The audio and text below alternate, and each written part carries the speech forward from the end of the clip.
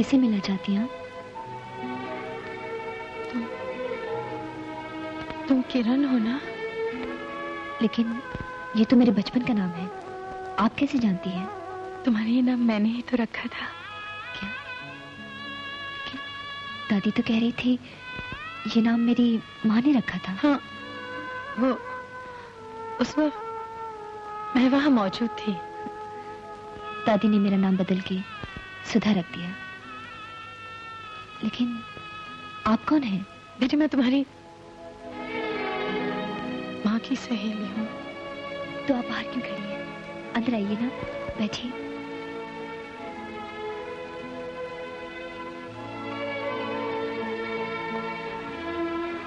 बैठिए।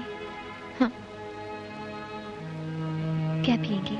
कुछ नहीं, तुम भी बैठो ना। मेरी माँ कहाँ है? मेरी माँ कहाँ है? वही कहाँ? नागपुर में। मैं यहाँ किसी काम से आई थी, उन्होंने खास कहा था तुमसे जरूर मिलूं। देखो, उन्होंने साड़ी भेजी है तुम्हारे लिए। मेरे लिए? हाँ। बैठिए ना। हाँ। कैसी लगी? बहुत अच्छी। इतने साल मेरी माँ को मेरी कभी याद नहीं आई। उन्होंने मुझे कैसे भुला दिया? बेटी, माँ भी कभी औलाद को भुला सकती है जिसे उसने 9 महीने पेट में रखा, जिसे उसने जन्म दिया। तो फिर वो मुझे कभी मिलने क्यों नहीं आई? वो बेचारी तो बरसों से तड़प रही है तुम्हें मिलने के लिए, लेकिन डरती है तुम्हारे पिता उसे मिलने नहीं देंगे तुमसे। अपनी ममता के समंदर को दिल में दबाए हुए बैठी है। बेटी, कभी तुम्हारा दिल चाहता है अपनी माँ से मिलने के लिए? दिल तो बहुत चाहता है, लेकिन जब भी माँ के बारे में डैडी से पूछती हूँ तो वो चुप हो जाते हैं, कोई जवाब नहीं देते। दादाजी से पूछती हूँ तो वो कहते हैं मुझे माँ के बारे में नहीं सोचना चाहिए, क्योंकि वो मुझे और डैडी को अकेला छोड़ के चली गई। दादी कहती है मेरी माँ किसी गैर मर्द के साथ चली गई। क्या ये सब सच है? कहिए, क्या वो मुझे और मेरे डैडी को किसी और के लिए छोड़ के चली गई? नहीं बेटे, ये सच नहीं है। तुम्हारी माँ तुम्हें छोड़कर नहीं गई थी, उसे निकाल दिया गया था। आम घरों में अपने माँ बाप, भाई बहन की देखभाल की जिम्मेदारी मर्द पर होती है, लेकिन किस्मत की बात तुम्हारी माँ के कंधों पर भी ऐसी जिम्मेदारी थी। तुम्हारे पिता ने तुम्हारी माँ को वचन दिया था कि शादी के बाद अपनी तनख्वाह से वो अपनी माँ, अपने छोटे भाई और अपने नौकरानी के बेटे का पालन कर सकती है। पर बाद में इसी चीज को लेकर झगड़े होने लगे। एक दिन तुम्हारे पिता बहुत नाराज हो गए और उन्होंने तुम्हारी माँ को निकाल दिया। तुम्हें उसे छीन कर ले गए, जैसे कोई किसी का कलेजा निकाल कर ले जाता है। आखिर तुम्हारी माँ ने अपने दिल पे सब्र का पत्थर रख लिया और आज वो इसी उम्मीद पर जिंदा है कि मरने से पहले एक न एक दिन शायद वो तुम्हें देख सके।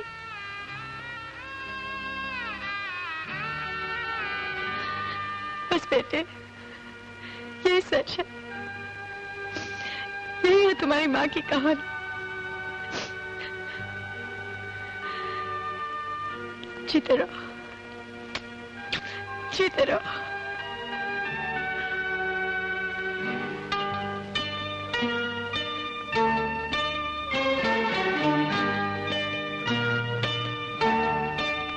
उन्होंने हम लोगों की खातिर जो कुर्बानी दी है उसका बदला हम कभी नहीं चुका सकते। न मैं, न सुंदर, 100 जन्म ले तो भी नहीं, तो भी नहीं। शंकर, शंकर। आई सुधा, अच्छा हो तुम आ गई। सुंदर यहाँ गवर्नमेंट हॉस्पिटल में आ गया है, उसे मकान मिल गया, छोटी मालकिन उसके साथ है, मैं भी वहीं जा रहा हूँ। जल्दी चलो ना शंकर। तुम भी चलोगी? हाँ। छोटी मालकिन तुम्हें देखकर खुश हो जाएंगी। हाँ। और जब उनको ये पता चलेगा कि मैं कौन हूं, तो वो खुशी से फूल ही नहीं समाएंगी। मगर तुम्हारा उनसे? शंकर, वो मेरी माँ है। कैसे बताती? 20 बरस हो गए। इतनी सी बच्ची थी जब मुझे उससे अलग किया गया। मैं अचानक वहां जाके कह देती मैं तेरी माँ हूं, तो क्या वो विश्वास करती? विश्वास कर भी लेती तो क्या स्वीकार करती मुझे? उन्होंने उसके मन में मेरे खिलाफ न जाने कैसा कैसा जहर भर रखा है। मैं उस पे अपना आप जाहिर कर देती और वो मुझे धुतकार कर निकाल देती तो? नहीं माँ, नहीं।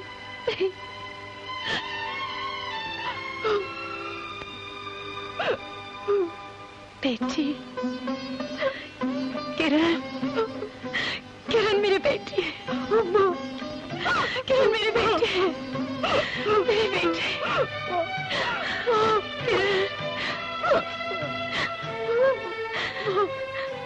बेटी, इसमें गलती तेरी है राम। तूने सुधा को बहुत ढील दे रखी है। अरे मैं मानता हूं कि वो कमाती है, पर इसका मतलब ये नहीं कि रोज रोज शाम तक वो घर से बाहर रहे। अब उसकी शादी कर ही देनी चाहिए। मैंने भी यही सोचा है। अरे शादी तो कभी भी हो सकती है, मगर वो पति के घर चली जाएगी तो हमारा क्या होगा? तेरी तनख्वाह से तो हमारा इलाज चलता है और उसकी तनख्वाह से घर चलता है। ये सब सोचकर मैंने सुधा के लिए एक लड़का देखा है। बात भी पक्की कर ली है। शादी के बाद लड़का यहीं रहेगा हमारे पास।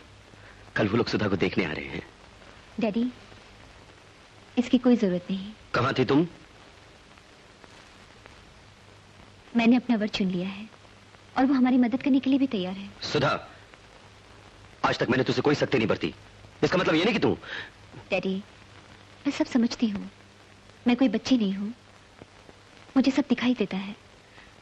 आप पर कितनी परेशानियों का बोझ है। जो लड़का मैंने चुना है वो मेरे साथ बैंक में काम करता है। उसकी तनख्वाह 1000 रुपए है। न माँ है न बाप, सिर्फ एक भाई है जो गवर्नमेंट हॉस्पिटल में डॉक्टर है। और शादी के बाद वो हमारे साथ ही रहेगा और जरूरत पड़ी तो अपनी तनख्वाह से हमारी मदद भी करेगा।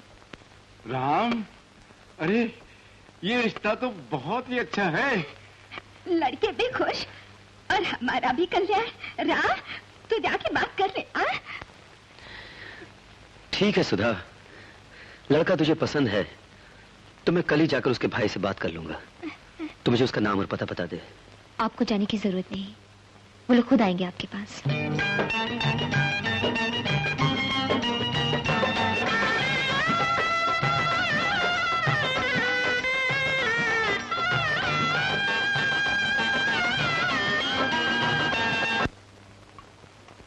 बस बस बस। अरे सुधा जी? शंकर नहीं आया अभी तक? पता नहीं डैडी, मेरी तो आज छुट्टी थी। शायद कोई काम निकल आया होगा। आप खाइए। सुधा जी? आ गया। सुधा, मुबारक हो। किस बात की? बहुत अच्छी खबर लाया हूँ। फादर इन लॉ, पहले मुंह मीठा कीजिए आप। कुछ बताइए भी तो सही। मुझे प्रमोशन मिल गई है। प्रमोशन मिल गई है? हाँ, और प्रमोशन के साथ साथ मेरा ट्रांसफर भी हो गया। ट्रांसफर? हाँ ससुर जी, ट्रांसफर।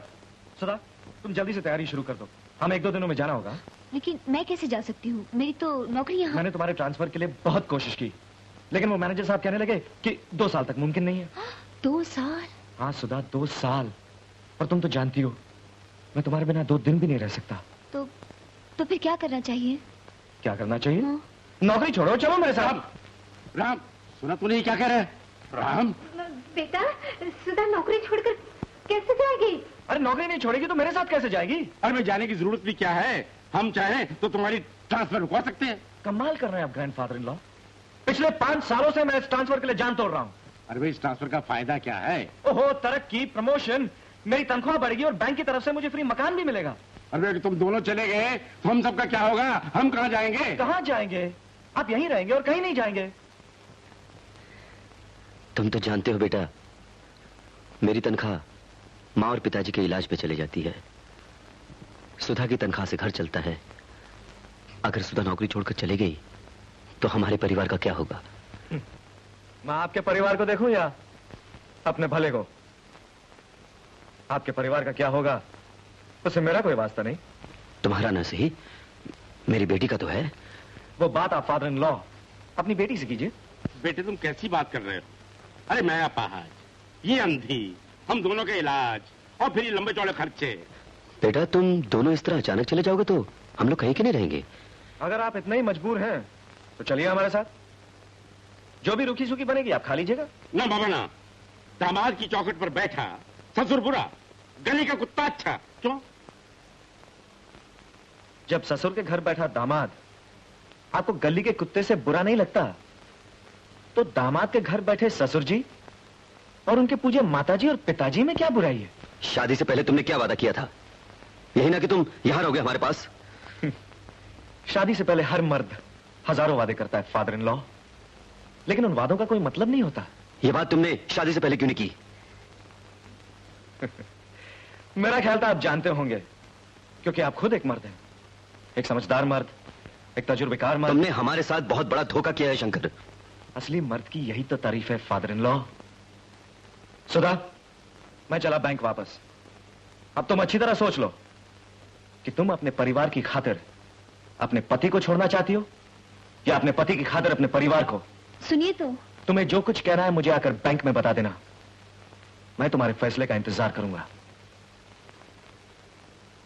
देखा बेटी, तू कहती थी कि बहुत अच्छा है वो, शादी से पहले कहता था कि उसे हमारी सारी शर्तें मंजूर है। अब शादी हो गई तो तुम कौन हो, मैं कौन हूं? बेशर्म, दगाबाज। डैडी, वो मेरे पति हैं, उनके खिलाफ कुछ भी कहने का आपको कोई हक नहीं। सुधा, तुम शायद भूल रही हो कि मैं तुम्हारा बाप हूं। अगर तुम चली गई तो। बाप होने के नाते आपको खुद सोचना चाहिए। अगर वो आदमी आपकी बेटी को छोड़ के चला गया तो लोग उंगलियां उठाएंगे, कहेंगे ये वही औरत है जिसका पति उसे छोड़ के चला गया। तो आखिर तुम ही बताओ कि हम करें क्या? मैं क्या कह सकती हूँ डैडी, मैं तो खुद सोच रही हूँ भगवान ने ये पति और पत्नी का रिश्ता बनाया ही क्यों है? हर पति अपने आप को परमात्मा समझता है और पत्नी को पैर की धूल, जब चाहा ठोकर मार दी। शादी से पहले हर आदमी औरत से कहता है तुम चिंता मत करो, तुम्हारे माँ बाप मेरे माँ बाप, मैं उन्हें सदा सर आंखों पर बिठा कर रखूंगा। और शादी के बाद उन्हें किसी खाई में फेंक देता है, जैसे वो इंसान नहीं कोई खामखा का बोझ हो। और अगर पत्नी कुछ कहती है तो पति फौरन हुक्म चलाता है, फैसला कर लो, तुम्हें पति चाहिए या परिवार। ये तुम क्या कह रही हो सुधा? बेचारी पत्नी क्या कहेगी, उसे तो पति के साथ जाना ही पड़ेगा। सुधा, इसका मतलब है कि तुम हम सबको छोड़कर चली जाओगी? मैं क्या कर सकती हूँ, मैं बहुत मजबूर हूँ। डैडी, मुझे माफ कर दीजिए। अरे ये तो चली गई। राम, हे राम, अरे तुम खड़े सोच के रहे हो? जाओ शंकर के भाई से बात करो। वो तो ठीक है मगर उसका ट्रांसफर हो गया है, वो बेचारा कर ही क्या सकता है? सवाल है कि मैं क्या करूं? आपके उस वादे पर कि शादी के बाद लड़का लड़की दोनों मेरे घर में रहेंगे, मैंने शादी के लिए हाँ की थी। अब वो दोनों मुझे छोड़कर चले जाएंगे तो मेरी क्या पोजीशन होगी? बेटी पे बाप का हक सिर्फ शादी तक होता है डैडी, उसके बाद जो भी हो पत्नी को अपने पति के साथ ही रहना पड़ता है। यही हमारी हिंदू सभ्यता है डैडी। मुझे तुम सभ्यता सिखा रही हो? सिखा नहीं रही डैडी, सिर्फ बता रही हूँ। आप जैसे बुजुर्ग क्या कहते आए हैं और क्या कहते रहेंगे। तुम मेरे साथ चल रही हो या नहीं? मैं आपके साथ कैसे चल सकती हूँ डैडी? मैं एक हिंदू पत्नी हूँ और हिंदू पत्नी की जगह उसके पति के चरणों में होती है। देख रहे हैं आप, मेरी बेटी कितनी जल्दी कितनी तरक्की कर गई है। कल तक मेरे सामने मेरी मर्जी के खिलाफ इसके मुंह से बात नहीं निकलती थी और आज ये मुझे ज्ञान दे रही है। ये सब आपके भाई शंकर ने इसे उल्टी पट्टी पढ़ाई है। इंसाफ यही है कि आप बड़े होने के नाते इसे समझाइए और मेरे साथ भेज दीजिए। अगर मैं कहूं भी कि इंसाफ यही है तो भी मेरा भाई नहीं माने। तो किसकी बात मानेगा वो? सिर्फ एक इंसान है इस दुनिया में जिसका कहा वो सुन सकता है, मान सकता है। मैं उन्हें लेकर आता हूं, इंसाफ उन्हीं के हाथ होगा।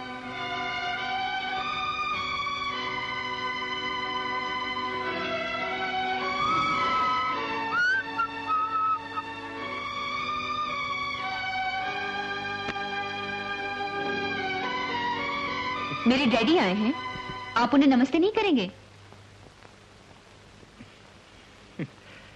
ससुर को दामाद के आगे हाथ जोड़ने पड़ते हैं या दामाद को ससुर के आगे? फिर भी वो बड़े हैं, बुजुर्ग हैं, सिर्फ उम्र बड़ी होने से अगर इज्जत बढ़ जाती है तो हमें दुनिया के हर पत्थर को प्रणाम करना चाहिए। क्यों? आप जो कुछ पूछना चाहते हैं इनसे पूछ सकते हैं।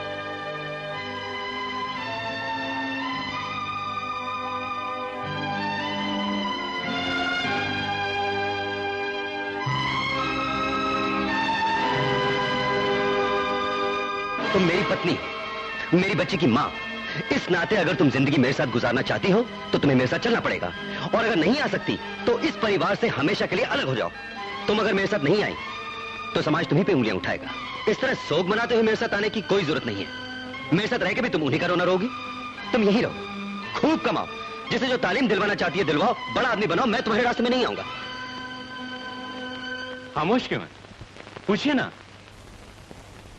अब ये क्या पूछेंगे? सवाल भी खुद और जवाब भी खुद। इसका मतलब तुम सुंदर हो? जी हाँ, वही सुंदर जिसे आप दफ्तर का चपरासी बनाना चाहते थे। सर, मैं डॉक्टर सुंदर का भाई नहीं, मैं वही अनाथ शंकर हूं जिसके साथ आपके घर में नौकरों से भी बुरा सलूक होता था ना? और ये जो मजलूम औरत आपके सामने खड़ी है आपकी पत्नी है, जिसे बदनाम किया गया कि वो अपने पति और अपनी बच्ची को छोड़ के किसी गैर मर्द के साथ चली गई। चुप रह किरण। नहीं माँ, तुम्हें मेरी कसम है, मुझे कहने दो माँ, मुझे कहने दो। इस बेचारी को अंदाजा नहीं था कि पति का हुक्म न मानने का ये नतीजा होता है, इसलिए ये जिंदगी भर दुख और मुसीबतें झेलती रही। लेकिन मेरे सामने तो जिंदा मिसाल है। अगर इसके बावजूद मैं अपनी तनख्वाह से आपकी मदद करूं, तो क्या मेरा पति मुझे छोड़ नहीं देगा? जरूर छोड़ देगा। सुना आपने? इसीलिए मैंने पतिव्रता धर्म का पालन किया और अपने पति के साथ चली आई। क्या मैंने गलती की? नहीं, बिल्कुल नहीं। जवाब दीजिए, चुप क्यों है? किरण, मुझे पूछने दो माँ। ये वो महापुरुष है जो कहते हैं कि औरत को अपनी कमाई में से अपने परिवार पे एक पैसा खर्च करने का कोई हक नहीं। यह हक सिर्फ मर्द का है। वो अपने माँ बाप, भाई बहन सबको पाल सकता है। उसकी माँ माँ है, उसका बाप बाप है, और औरत की माँ बाप कुछ भी नहीं। आज जब इन पे बीत रही है तो ये हमें बता रहे हैं कि इंसाफ क्या होता है। बेटी, मैं आपसे पूछती हूँ, अगर मेरी माँ के बेसहारा परिवार का उसकी तनख्वाह पे कोई हक नहीं था, तो मेरी तनख्वाह पे आपका क्या हक है? बिल्कुल नहीं, बिल्कुल नहीं। हमारा धर्म, हमारा समाज, हमारी सभ्यता यही सिखाते हैं ना कि पत्नी को अपने पति की मर्जी के खिलाफ कुछ नहीं करना चाहिए। अगर मैं अपने पति की मर्जी के खिलाफ जाऊंगी तो मेरे साथ भी वही होगा जो मेरी माँ के साथ हुआ था। उस वक्त आपका इंसाफ कहाँ गया था जब आपने मेरी बेकसूर माँ को घर से निकाल दिया? इंसाफ तो अंधे की लाठी है पिताजी। आपने ये कैसे सोच लिया कि आपके लिए इंसाफ अलग होगा और मेरी माँ के लिए इंसाफ अलग होगा? किरण चुप रह, नहीं तो मेरा मरा मुंह देखेगी। माँ, तू अपने आप को मेरी बेटी कहती है? तूने अपने आराम, अपने स्वाद के लिए अपने फर्ज को कुर्बान कर दिया। आज तुझे अपनी बेटी कहते हुए मुझे शर्म आ रही है। 20 बरस पहले अगर मैं भी वही करती जो आज तूने किया है, तो तेरे पति की क्या हालत होती? क्या इस वक्त वो यहाँ होता? क्या तेरा पति बनने के योग्य होता? क्या सुंदर डॉक्टर बन सकता? मैंने तुम दोनों के लिए जो किया है, तुम पे कोई एहसान नहीं किया, सिर्फ अपना फर्ज निभाया है। लेकिन आज जो तुम लोगों ने हरकत की, मुझे लगता है मैंने अपना फर्ज ठीक से नहीं निभाया। तुम लोगों को ठीक शिक्षा नहीं दी। शंकर, तुमने मुझे बताए बगैर किरण से शादी की, किरण के पिता को धोखे में रखा। और सुंदर, तुम तो बड़े हो, तुम भी इनके साथ मिल गए।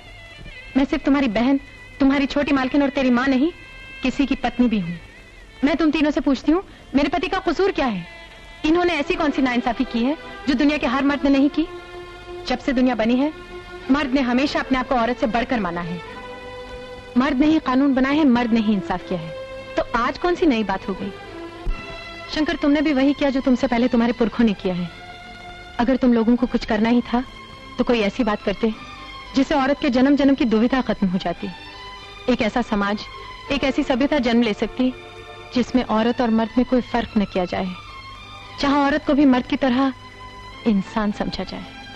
शंकर, अगर तुम अपनी छोटी मालकिन को खुश देखना चाहते हो तो किरण के पिता से माफी मांगो और किरण को लेकर उनके साथ जाओ। इसकी जरूरत नहीं है शंकर। किरण,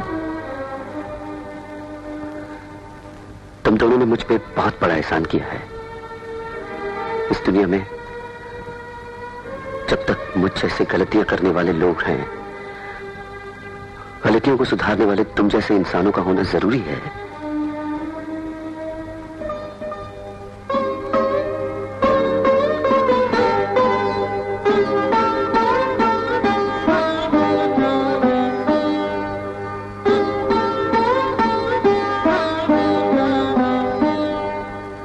सुंदर,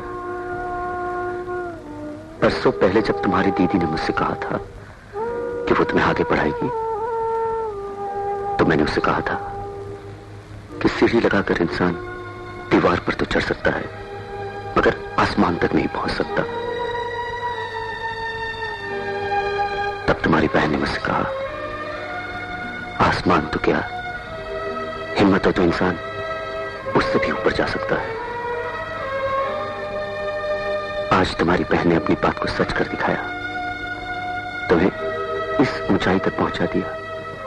लेकिन इस ऊंचाई पर खड़े होकर सिर्फ ऊपर की तरफ मत देखना, कभी कभी एक नजर नीचे भी देख लेना, क्योंकि तुम्हारी बहन तुम्हारी सीढ़ी थामे नीचे खड़ी है, तुम्हारी तरफ देख रही है कि कहीं सीढ़ी अपनी जगह से हिल ना जाए। सुंदर, अपनी बहन को हमेशा देखते रहना। हाँ?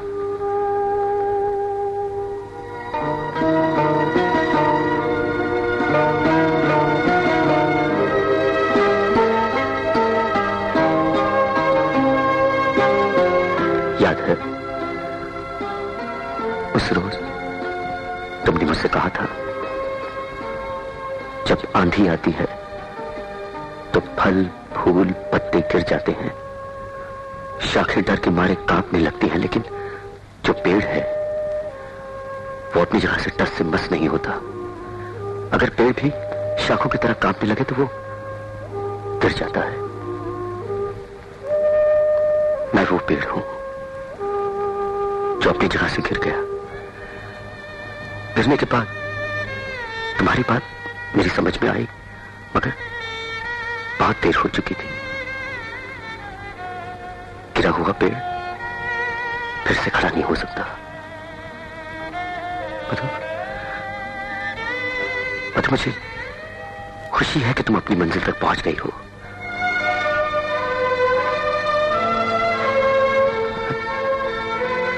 अच्छा, मैं चलता हूं। रोक ले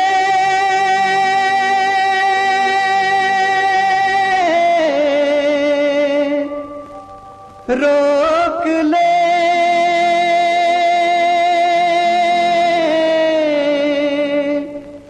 राम को, रोक ले सीता।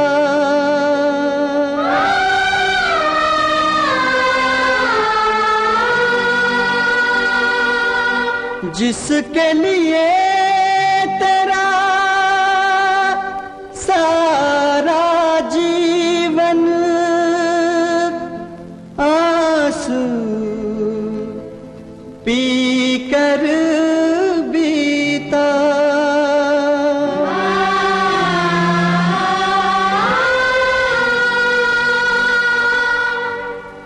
सुनिए, मेरी मंजिल तो आप हैं।